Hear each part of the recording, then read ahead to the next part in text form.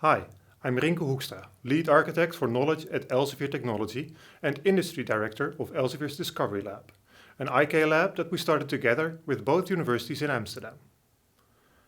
I'm here to say a few words about why Elsevier is investing in this lab and talk about some of the research problems that we're hoping to address through this collaboration.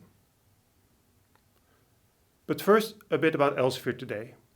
We've been around for 140 years and you probably know Elsevier as a publisher of scientific research. And indeed, this is our heritage and it's still very central to what we do.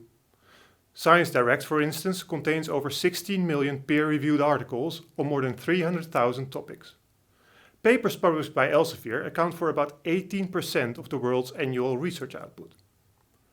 However, more than 83% of our revenue currently comes from digital products rather than print. We accumulate and consolidate scientific knowledge to bring deep insights and analytics to our customers in both research and health. Let's look at 3 examples. Reaxys is our chemistry database. It contains over 33 million substances and around 54 million chemical reactions. Reaxys helps chemists to design the most efficient production process for chemical substances, such as drugs. Pharmapendium is another product. It's a database containing drug efficacy and drug safety information.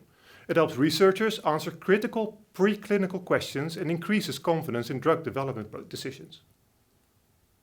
Arezzo, on the other hand, creates tailored care pathways for hospital patients based on clinically approved best practice guidelines. It helps clinicians to optimize the quality of care and enhance patient outcomes. You can see that each of these products is a different piece of the puzzle in fighting diseases, such as COVID-19. So now we have 2 questions to answer. Question 1 is, how can we maintain a sustainable, reliable and timely flow of information from scientific insights into our products? And this is not an easy task. Elsevier Science Direct publish over 470,000 new articles annually. That's 0.89 articles per minute. And this rate is increasing every year.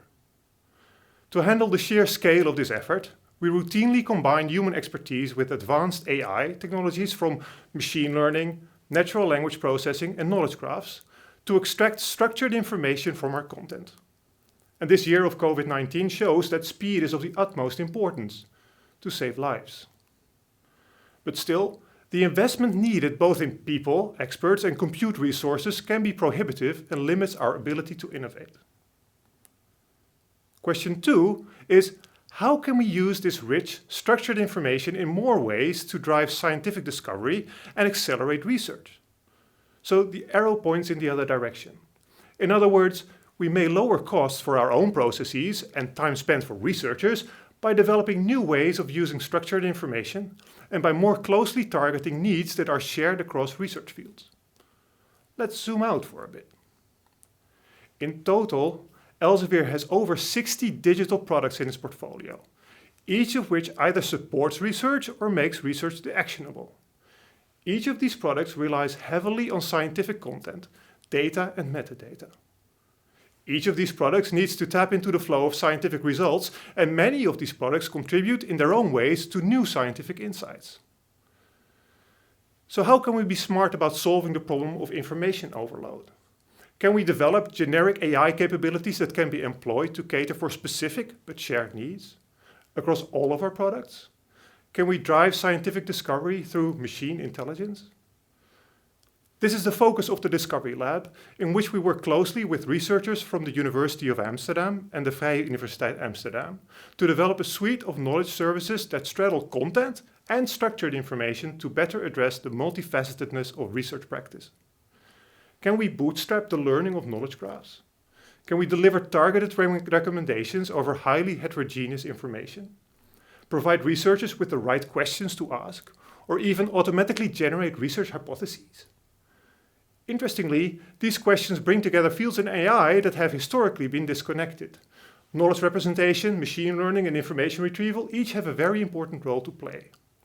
And by working together in the Discovery Lab, we can develop new capabilities that help shape our future roadmap and advance the field of AI at the same time. But that's not all. For us, the lab is a way to attract and connect to the enormous talent that the universities harbor.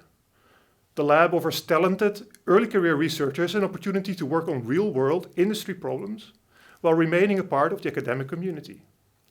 And we often hire interns as full-time employees, and there's a lively exchange of people moving from both universities to Elsevier and back.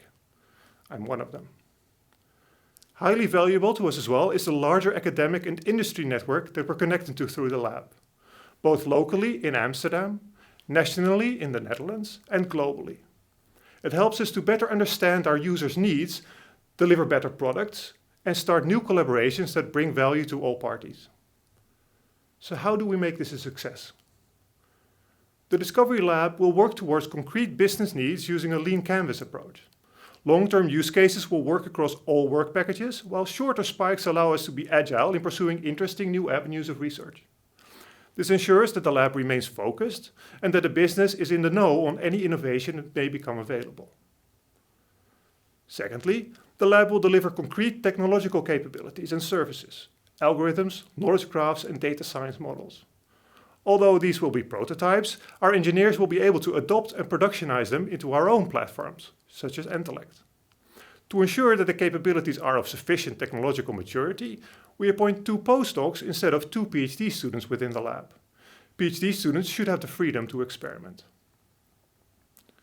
Thirdly, and of even more importance, is that the lab is committed to concrete academic outcomes. The primary aim of the lab is to do research. All of this will only work if we have a team that is close-knitted, knows each other really well and has mutual trust. And although we are currently hampered by COVID-19, as is everyone, and are forced to work over Zoom and Slack, once things are back to normal, all lab members will work together at the Elsevier Tech Hub in Amsterdam for 2 days every week.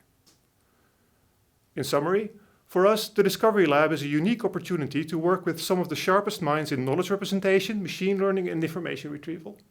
It allows us to bring innovation to our products and data platforms, and thereby advance and accelerate scientific discovery. So let's make smart stuff happen. Thank you.